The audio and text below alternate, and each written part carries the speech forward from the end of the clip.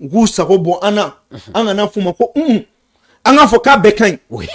Oui. Gani Malais ils se disent démocrates. Oui. Pendant 30 ans. Ameka sefa mindou. Est-ce que de là ka Malais on yininga sefa ko kumana. Ayo mo de ka ngina ngola flo. O kumana anye bagonde ya. Aji. Ka war do dun, war min tan tay. Référendum madili ka ke folo ka mo yininga. Prends sefa min daba dun out sona ma so ama. Na ta yininga. Oui. Muna ube ferata seda o la dro kanga monnaie unique créer Afrique togola katro o Afrique kelen atiga yininga na be sona te son. Muna ta décision ta parafin on togola seda o togola kubna monnaie do glan jamana do era ma yininga folo monnaie era qualité la. Sénégalais ko député do afo. Oui. Aya kuma fo gani anga nyogo yininga. Oui. Aw ko kaw be ka européen laje kunu be munke kabu laje ola oui. Mais olu war foy te nulu bota nu muga jamana de nyininga oui. Pour que France ka bo français la kata euro la uga jamana de nyininga de mais muna an te nyininga ya war ko la oui.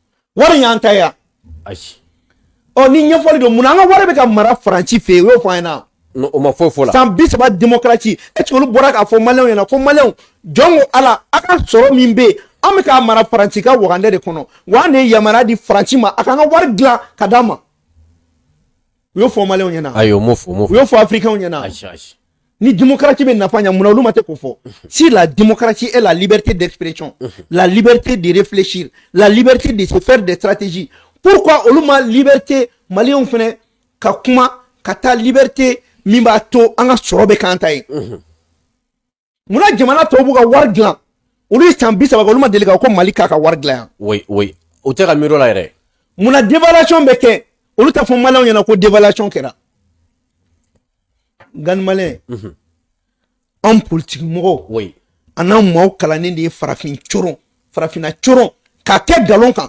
anga kono barani kan anga here kan wa fe be war choro ya abebe ta war bla français ko keshi kono gani wati do resira beka do ko ordre constitutionnel te dien kono oui jamana benika ordre do oui mais nous kumana malika tedao la ba ko le retour à l'ordre constitutionnel ou faut cédao la oui nous kumana onina le retour à l'ordre constitutionnel mais ordre constitutionnel est par définition munedu ka na tugala oui tuga mbato kala filibe mogolasi oui mais nego muna utato kala fili tugo min kada ngo kere faut mo lu arranger donc au ordre de dora ay kala fili doka ke fanga sina maton pour que on me se ka do chela tugo mi ni mo me fanga la notiga on tago ke on ata fanga sina maton no fe ko yuba ka fanga chi oh pour que ni me fanga la no me kan on tago ke ambo to ame marpa da ma be jamana den to fanga oui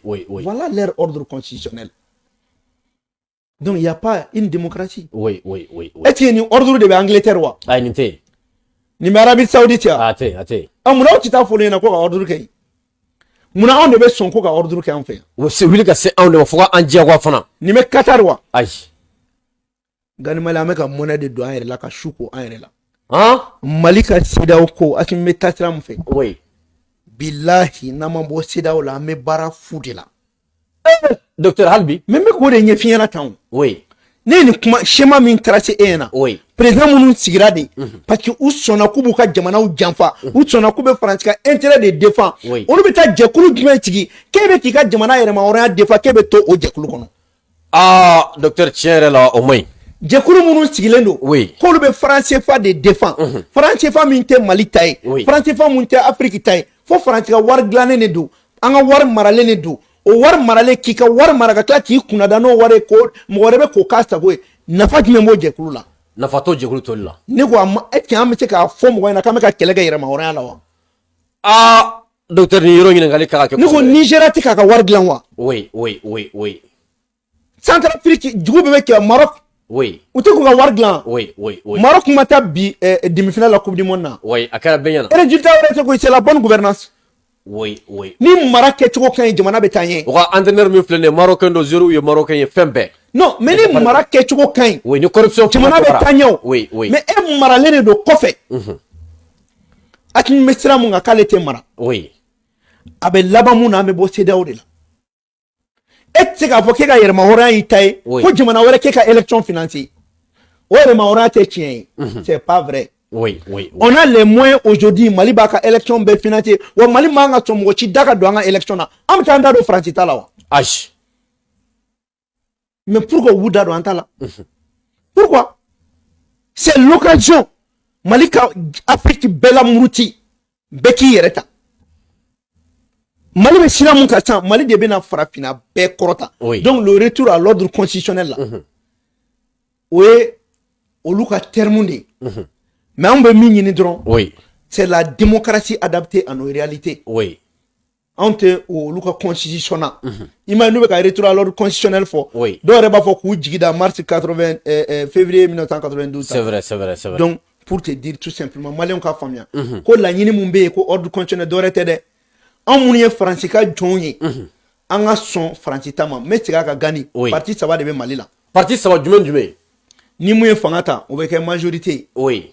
Au majorité parti badé metro ko le les partis de la majorité. On va sur ni français benaka. Oui. Voilà ta be français ka intérêt défend. Munu fene be ni français uta. Na kuma koni ni mbora ka o de bena. Olu fene be ta fara nyonga fuma ko opposition modérée.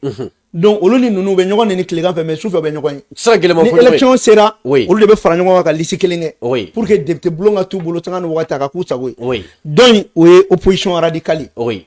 O de kumbe Mali la. Mais o de kama bibi na he. Cadre d'échange. Oui. Allez au parti undi. Munu be fe an ka to Faransi bolo kono. Cadre d'échange mo wéré oui. Non, olu ka mirina o de o. Cadre d'échange mo. Olu ba fo ko en isolé lendo parce que tout simplement avec un yere bo CEDEAO ka kulu kono. Non.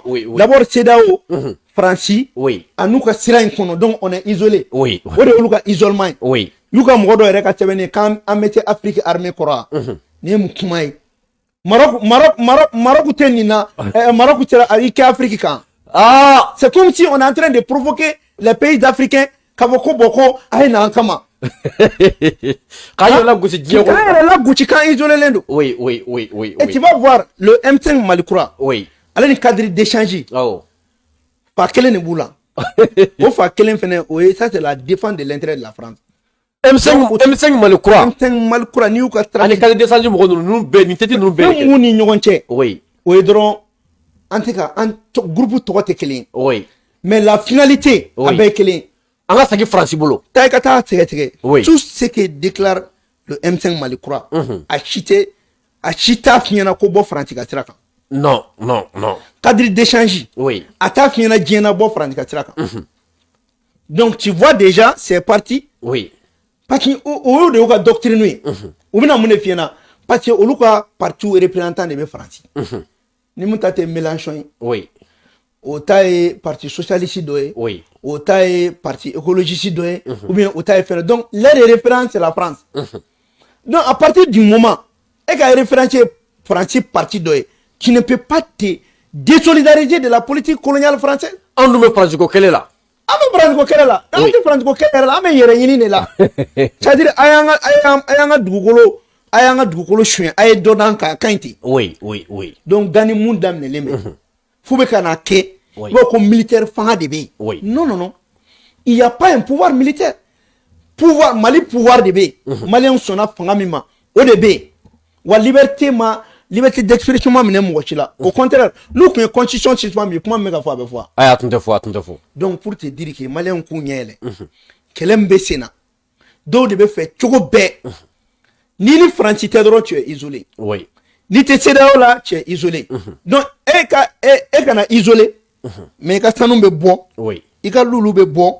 Ika timana de un titanie. E bi chife la nokola o de ordre constitutionnel.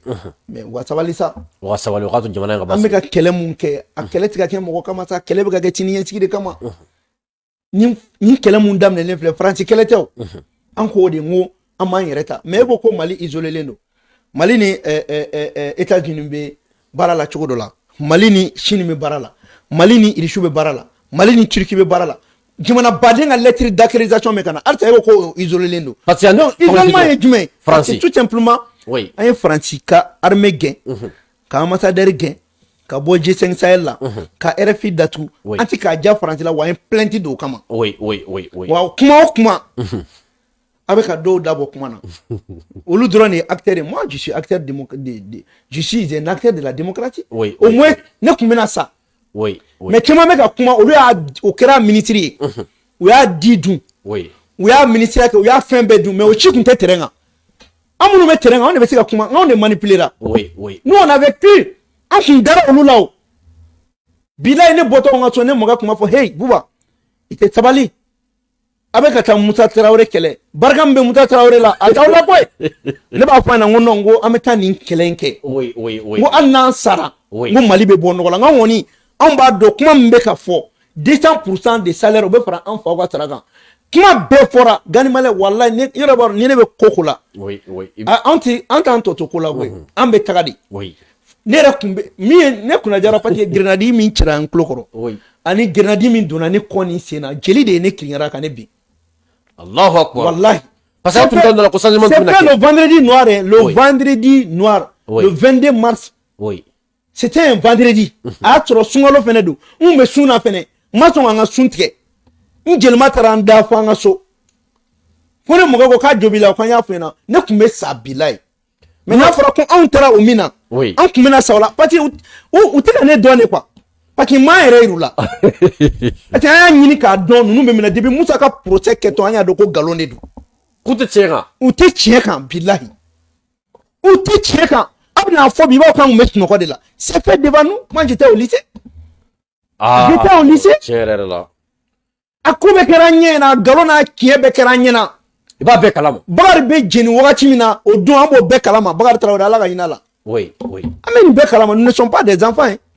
A keranye na mais seulement a wakati antika ke ministre parce que ama kala kalana olu munu ya ministre na a député autono bo na no yebi ko mona kaminga jega maklo kanga abina bokabe dore fo na ba ko met no kola hal bitu le be en fait changement hein ko changement non tiara donc il faut qu'il comprenne que atela kala ne na de moi j'ai vécu kerane nyana di chewle madu kunate o ka ko kerane nyena élection kera chumna anya ke carte d'électeur kuntani bleu la mando kundo an kumeta be distribuer mo la na ijabe do ngana mu ka bla fando fe achima ke tieka élection en 91 92 allez référendum an kumeyala kata carte d'électeur di 15 ans bu bagadaji bagarbu nun kono c'est-à-dire utardo na mega kuma uti ka anyo docteur ola ya fa del jamana ko do fere mais ne mo de fenango oluwo